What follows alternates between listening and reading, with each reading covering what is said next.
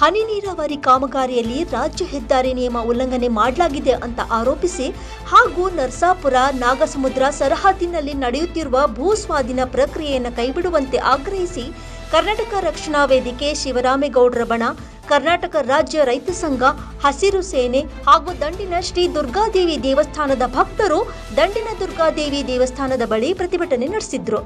ಪ್ರತಿಭಟನೆಯ ನೇತೃತ್ವವನ್ನ ಎಂಪಿ ಪರ್ವತಗೌಡ್, ವಿಜಯ್ ಕುಮಾರ್ ಸುಂಕತ್, ಬಸಯ್ಯ ಗುಡ್ಡಿಮಠ ವಹಿಸಿಕೊಂಡಿದ್ರು. ಶಾಸಕರು ಮನೆ ಮುಂದೆ ಮುಂದಾರನೋ ಅದು ಕುಂದ್ರಕ ಅದು ಇದು ಇಲ್ಲ.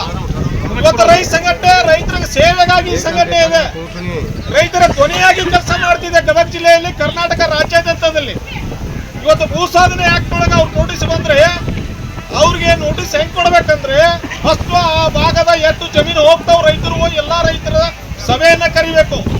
ಜಿಲ್ಲಾಧಿಕಾರಿಗಳ ನೇತೃತ್ವದಲ್ಲಿ, ಕೆಆರ್ಡಿಬಿ ಅಧಿಕಾರಿಗಳ ನೇತೃತ್ವದಲ್ಲಿ ಸಭೆಯನ್ನು ಕರೆದು ರೈತರ ಜೊತೆ ಸಮಾಲೋಚನೆ ಮಾಡಿ ಭೂ ಸ್ವಾಧೀನ ಆಕ್ಟ್ ಒಳಗೆ ನೀವು ಇಷ್ಟು ಸರ್ವೆಗಳು, ಇಷ್ಟು ಎಕರೆಗಳು, 600 ಎಕರೆ ಹೋಗುತ್ತೋ 500 ಎಕರೆ ಹೋಗುತ್ತೋ ಸಂಪೂರ್ಣ ಮಾಹಿತಿಯನ್ನ ಇಲ್ಲಿರ್ತಕ್ಕಂಥ ಜಿಲ್ಲಾಡಳಿತ, ಕೆಆರ್ಡಿಬಿ ಅಧಿಕಾರಿಗಳು ಮಾಡಬೇಕಾಗುತ್ತದೆ.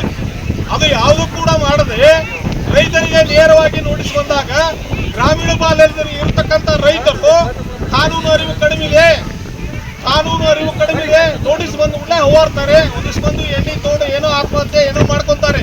ಆ ರೀತಿ ಆಗಬಾರ್ದು ಅನ್ನೋ ಉದ್ದೇಶಕ್ಕಾಗಿ ಇವತ್ತು ನಮ್ಮ ಗದಗ ಜಿಲ್ಲಾ ಆಡಳಿತಕ್ಕೆ ನಮ್ಮ ಮಾನ್ಯ ಶಾಸಕರಾದಂಥ ಎಚ್.ಕೆ. ಪಾಟೀಲ್ ಸಾಹೇಬ್ರಿಗೆ ಏನು ಹೇಳ್ತಾ ಇದ್ದೀವಿ, ರೈತರ ಜೊತೆ ಸಮಾಲೋಚನೆ ಮಾಡಿ, ನಮ್ಮ ನೇತೃತ್ವದಲ್ಲಿ ರೈತರ ಜೊತೆ ಸಮಾಲೋಚನೆ ಮಾಡಿ ಈ ಭೂ ಸ್ವಾಧೀನ ಜಮೀನು ಹೋಗ್ತಾವೆ ಅವರು ರೈತರ ಜೊತೆ ಒಂದು ಸಂಧಾನ ಸಭೆಯನ್ನ ಮಾಡಿಕೊಂಡು ಅದಕ್ಕೆ ಮೂಲ ಪರಿಹಾರಗಳನ್ನು ಸೂಚಿಸಬೇಕಂತಂದು ನಾವು ಕರ್ನಾಟಕ ರಾಜ್ಯ ರೈತ ಸಂಘದಿಂದ ನಮ್ಮ ಗದಗ ಶಾಸಕರಾದ ಎಚ್.ಕೆ. ಪಾಟೀಲ್ ಸಾಹೇಬರಿಗೆ ಆಗ್ರಹ ಮಾಡ್ತಾ ಇದ್ದೀವಿ.